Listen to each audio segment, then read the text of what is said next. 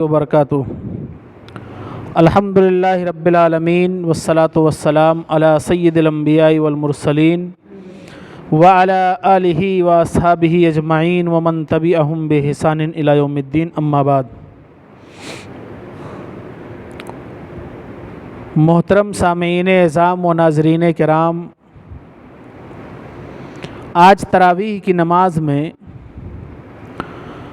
سورہ توبہ مکمل تلاوت کی گئی ہے۔ گزشتہ کل جیسے کہا گیا تھا کہ کل سورہ انفال کے ساتھ ساتھ سورہ توبہ کی چند آیتیں تقریباً 20 سے 25 آیتوں کی تلاوت کی گئی تھی، اور آج باقی 100 آیتوں کی تقریباً تلاوت کی گئی ہے۔ انہی تلاوت کی گئی آیتوں میں سے چند آیتیں میں نے تفسیر کے لیے منتخب کی ہیں۔ الہ العالمین سے دعا ہے کہ الہ العالمین ہم تمام کو اس ماہ مبارک میں قرآن کریم کے ساتھ خاص لگاؤ کی توفیق عنایت فرمائے، اور قرآن کریم کے مطابق ہمیں زندگی گزارنے کی توفیق عنایت فرمائے۔ سب سے پہلی آیت کریمہ جو میں نے تفسیر کے لیے منتخب کی ہے،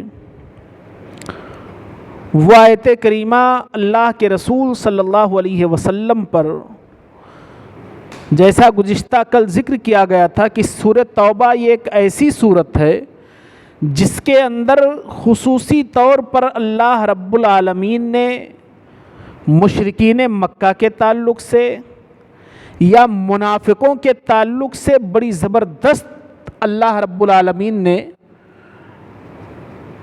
سورہ توبہ کے اندر بیان کیا ہے۔ کچھ منافقین، یہ آیت یا یہ مکمل سورت سورہ توبہ فتح مکہ کے بعد نازل ہوئی۔ کچھ حالات ایسے ہوئے کہ فتح مکہ کے بعد اللہ کے رسول صلی اللہ علیہ وسلم غزوہ حنین کے لیے نکلے۔ تعداد مسلمانوں کی کافی ہو گئی تھی فتح مکہ کے بعد۔ مسلمانوں کے دل کے اندر یہ زعم آ گیا، یہ گمان آ گیا کہ اب ہماری تعداد زیادہ ہو گئی ہے، لشکر ہماری زیادہ ہے، اب ہم کسی پر غالب آ سکتے ہیں۔ لیکن لشکر کوئی معنی نہیں رکھتا، جب تک اللہ رب العالمین کی مدد شامل حال نہ ہو تب تک لشکر کوئی معنی نہیں رکھتا، ساز و سامان کوئی معنی نہیں رکھتا۔ معاملہ ایسا ہی ہوا کہ حنین کی طرف جو قلعوں میں یا پہاڑوں میں کمین گاہوں میں جو تیر انداز چھپے ہوئے تھے، انہوں نے ایک بیگ تیر کی بارش کر دی۔ تمام مسلمان بھاگ کھڑے ہوئے۔ صرف چند یا یوں کہیے کہ 200 یا 300 کی تعداد میں صحابہ اللہ کے رسول صلی اللہ علیہ وسلم کے کنارے بچے۔ نبی اکرم صلی اللہ علیہ وسلم نے آواز دی۔ حضرت عباس رضی اللہ عنہ، جن کی آواز بڑی بلند تھی، انہوں نے بڑی بلند آواز سے لوگوں کو روکا۔ تب لوگ واپس آئے، اور پھر اللہ تبارک و تعالیٰ نے اس جنگ کی کیفیت بدل دی، حالت بدل دی۔ اسی طرح سے ایک خاص غزوے کا جو ذکر ہے سورہ توبہ کے اندر، وہ غزوہ تبوک ہے۔ اللہ کے رسول صلی اللہ علیہ وسلم یہ غزوہ سخت گرمی کے موسم میں، جس وقت پھل آئے ہوئے تھے اور بارش کی بڑی شدید ضرورت تھی اور بارش نہیں ہو رہی تھی، بہت سخت گرمی تھی، اللہ کے رسول صلی اللہ علیہ وسلم ان دنوں میں غزوہ تبوک کے لیے نکلے تھے۔ سفر لمبا تھا، مدینہ سے تقریباً 900 کلومیٹر کی دوری پر جانا تھا غزوہ تبوک کے لیے۔ اس میں کچھ لوگ، کچھ صحابہ کرام جن کا تذکرہ سورت کے اخیر میں آئے گا، کہ کچھ صحابہ کرام تو سستی اور کاہلی کی بنا پر رک گئے تھے، اور جیسا کہ آج ابھی حافظ صاحب نے تلاوت کیا، آپ نے سنا ہوگا، بار بار ایک لفظ آ رہا تھا منافقون یعتذرون الاعراب۔ یہ کچھ ایسے لفظ تھے جو اس سورت کے اندر کئی بار دہرائے گئے ہیں کہ منافقین لوگ آپ کے پاس آئیں گے، دیہاتی لوگ آپ کے پاس آئیں گے اور آپ سے اعتذار کریں گے، عذر پیش کریں گے کہ اللہ کے رسول صلی اللہ علیہ وسلم میں اس بنا پر نہیں آ سکا، میں اس بنا پر جنگ میں نہیں شریک ہو سکا، اور اللہ کے رسول صلی اللہ علیہ وسلم کو وحی کے ذریعہ سے اطلاع دے دی گئی کہ نہیں ایسا معاملہ نہیں ہے۔ تو غزوہ تبوک کی اللہ تبارک و تعالیٰ نے اس صورت میں مکمل نقشہ کھینچا ہے اور بیان کیا ہے۔ جو پہلی آیت کریمہ میں نے تفسیر کے لیے منتخب کی ہے، فتح مکہ کے بعد، فتح مکہ ایک ایسا غزوہ تھا کہ اللہ کے رسول صلی اللہ علیہ وسلم کو مکہ سے جلا وطنی پر لوگوں نے مجبور کر دیا تھا۔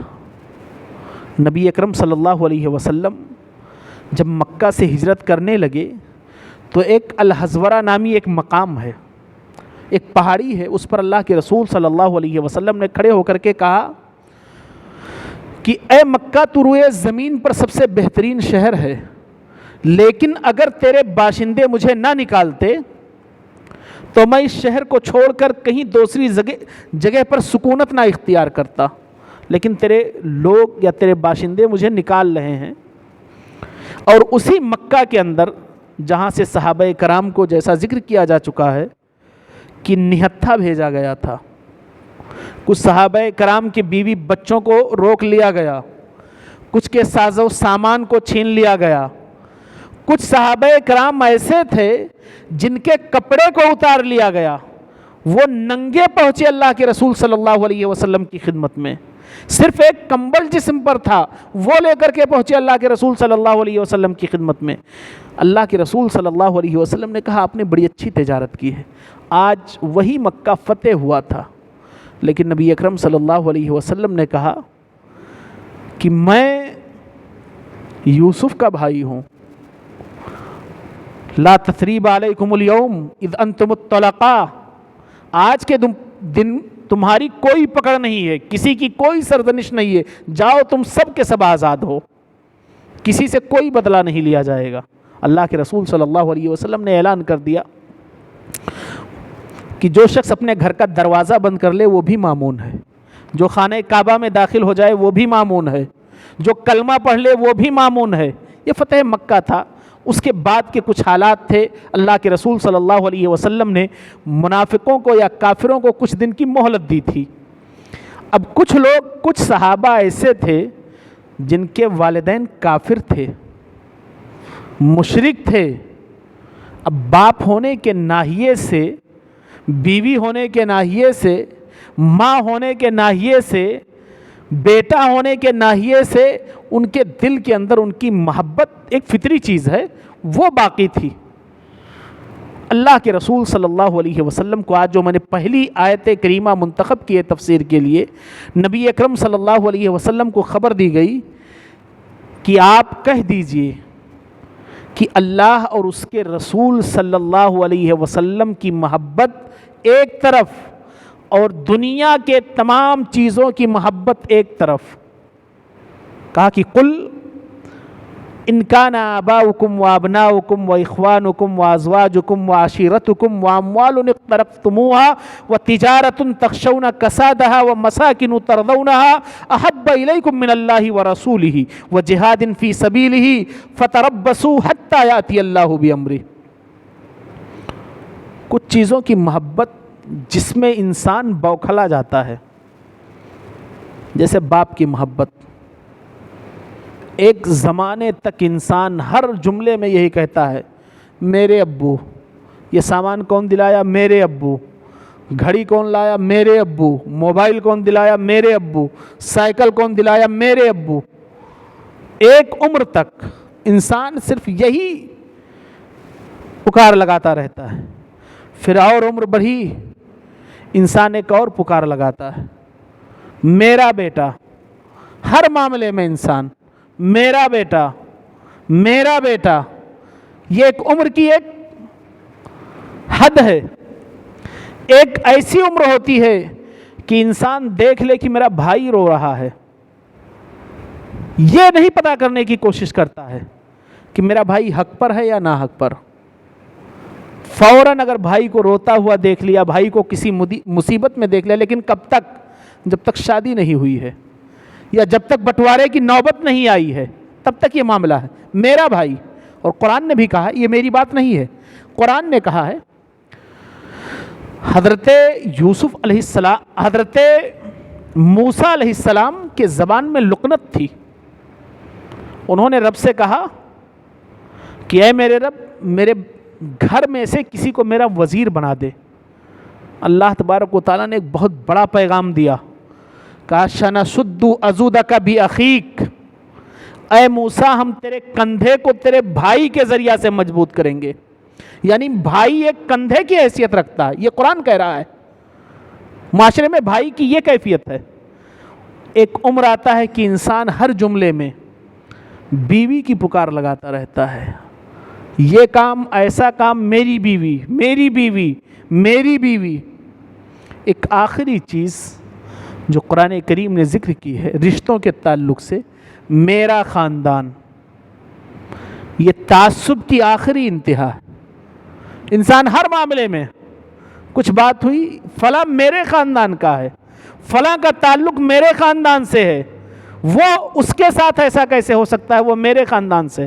قرآن نے ان سارے رشتوں کی ایک فہرست بنا دی کہ آپ کہہ دیجئے کہ تمہارے باپ، تمہارے بیٹے، تمہارے بھائی، تمہاری بیویاں، تمہارے خاندان، وَأَمْوَالٌ اقْتَرَفْتُمُوهَا، اور تمہارے کمائے ہوئے مال، وَتِجَارَةٌ تَخْشَوْنَ كَسَادَهَا، اور تمہاری وہ تجارت جس کے نقصان سے تم ڈرتے ہو، وَمَسَاكِنُ تَرْضَوْنَهَا، اور تمہاری وہ حویلیاں جنہیں تم دیکھ کر کے خوش ہو جاتے ہو. کہا احب الیکم من اللہ ورسولہ. ان تمام چیزوں کی محبت، 8 چیزوں کو قرآن نے ذکر کیا.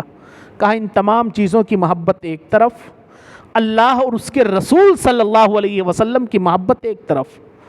اگر اللہ اور اس کے رسول صلی اللہ علیہ وسلم کی محبت پر ان 8 چیزوں کی محبت غالب آ گئی تو کہا فَتَرَبَّصُوا حَتَّىٰ يَأْتِيَ اللَّهُ بِأَمْرِهِ، تو تم انتظار کرو کہ اللہ رب العالمین کا عذاب کس دن آ جائے. اگر ایسا معاملہ ہے، یعنی ان تمام چیزوں کی محبت سے بڑھ کر کے اللہ اور اس کے رسول صلی اللہ علیہ وسلم کی محبت ہے. بہت ساری حدیثیں ہیں. نبی اکرم صلی اللہ علیہ وسلم کے ذریعہ تاکیدی حکم دیا گیا ہے. اللہ کے رسول نے خود کہا کہ اس وقت تک کوئی شخص مومن نہیں ہو سکتا ہے جب تک کہ میں اس کے نزدیک اس کے والدین، اس کے اولاد اور دنیا کی تمام چیزوں سے زیادہ محبوب نہ ہو جاؤں. دوسری چیز، اس آیت کریم، اس صورت کے اندر اللہ تبارک و تعالی نے حرمت والے مہینوں کا تذکرہ کیا ہے کہ حرمت والے مہینے 4 ہیں.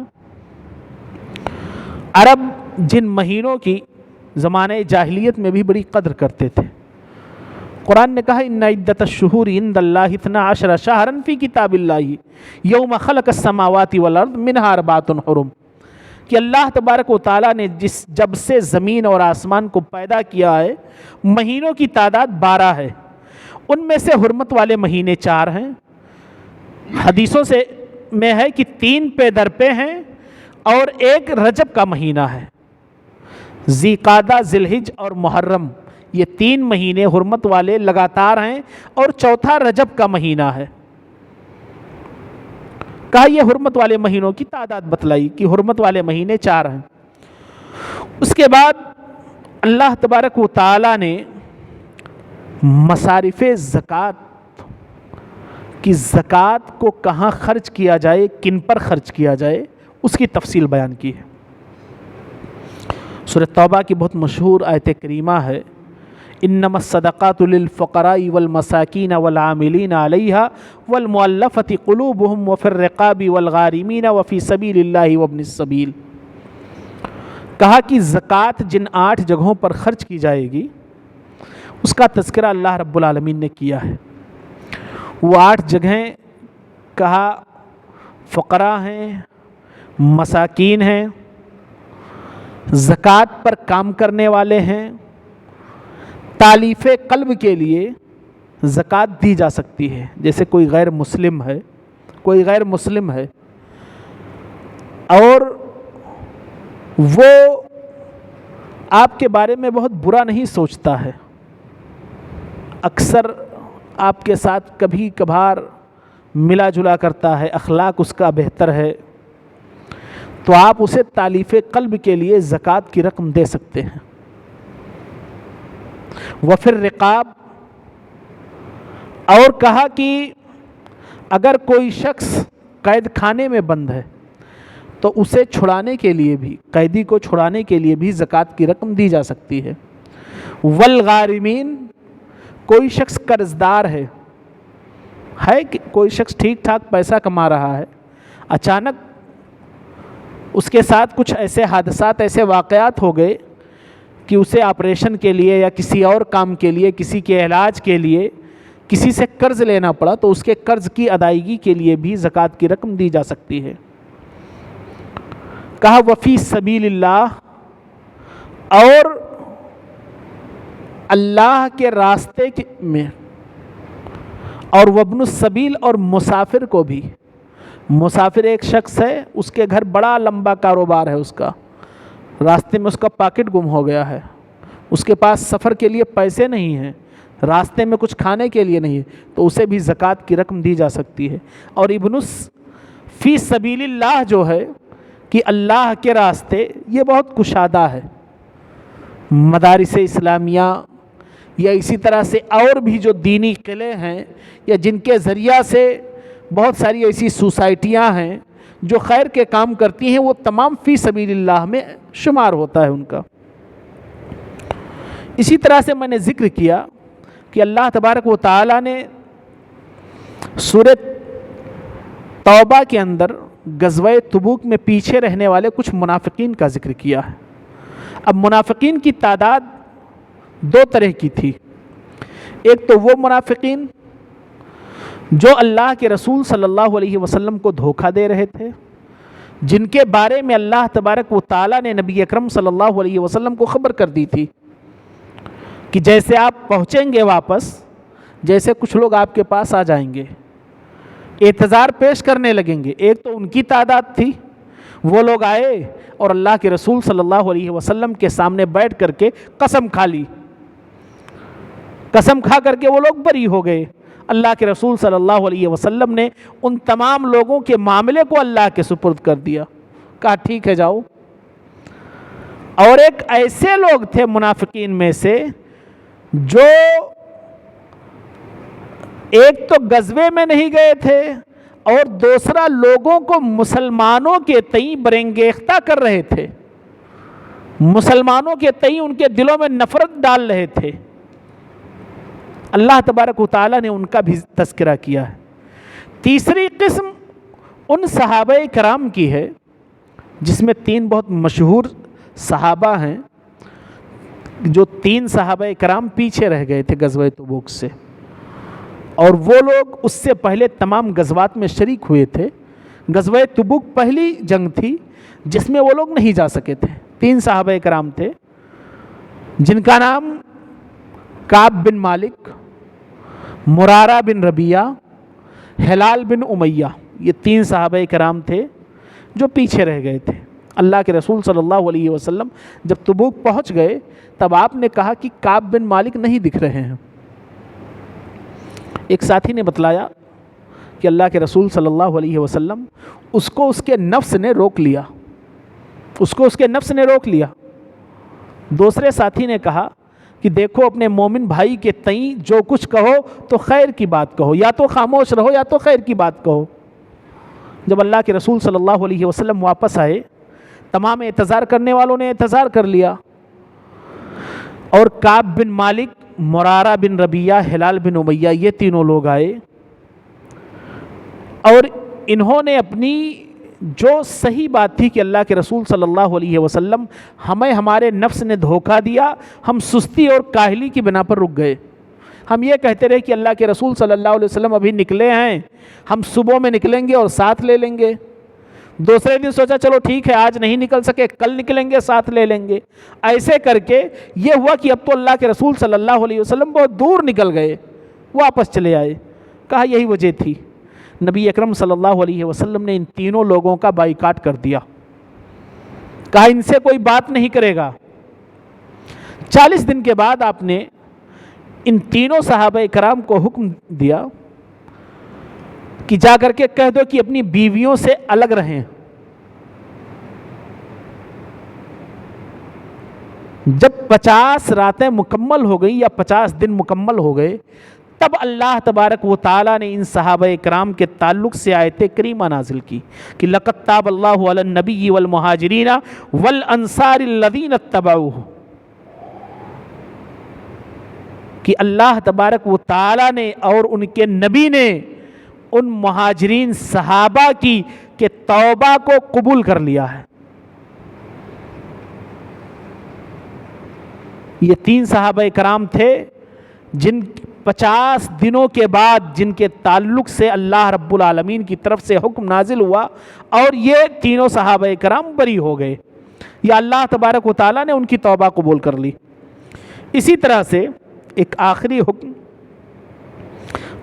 جو اس صورت کے اندر ہے کہ نبی اکرم صلی اللہ علیہ وسلم کا امت کے تئیں کردار کیا ہے۔ اللہ تبارک و تعالیٰ نے سورہ توبہ کی آیت نمبر 128 ہے کہ لقد جاءکم رسول من انفسکم عزیز علیہ ما عنتم حریص علیکم بالمؤمنین، کہ اللہ کے رسول صلی اللہ علیہ وسلم کے تعلق سے نبی اکرم صلی اللہ علیہ وسلم کے بارے میں قرآن نے حکم دیا کہ تمہارے درمیان تمہیں میں سے ایک رسول آئے ہیں۔ لقد جاءکم رسول من انفسکم، کہ رسول تمہیں میں سے ایک آئے ہیں، عزیز، جو تمہارے بہت ہی عزیز تر یا کہہ لیجئے بہت قریبی ہیں، عنتم حریص علیکم بالمؤمنین رؤوف الرحیم، کہا ان کی خاصیت یہ ہے کہ مومنوں پر گناہ کا کرنا اللہ کے رسول صلی اللہ علیہ وسلم پر بڑا بھاری اور بہت گراں گزرتا ہے، اور وہ آپ کے تئیں یا مسلمانوں کے تئیں بڑے حریص ہیں، لالچی ہیں کہ تمام کے تمام مومنین جہنم کے عذاب سے بچ جائیں یا اللہ رب العالمین کے عذاب سے بچ جائیں۔ یہ اللہ کے رسول اکرم صلی اللہ علیہ وسلم کا کردار کہ آپ کتنے نیک کردار یا کتنے اچھے سیرت کے آپ حامل ہیں، یہ قرآن کریم نے ذکر کیا۔ یہ چند باتیں تھیں سورہ توبہ کی تفسیر کے تعلق سے۔ اللہ رب العالمین ہم تمام لوگوں کو اس ماہ مبارک میں عمل صالح کرنے کی توفیق عنایت فرمائے۔ آمین۔ والسلام علیکم ورحمۃ اللہ وبرکاتہ۔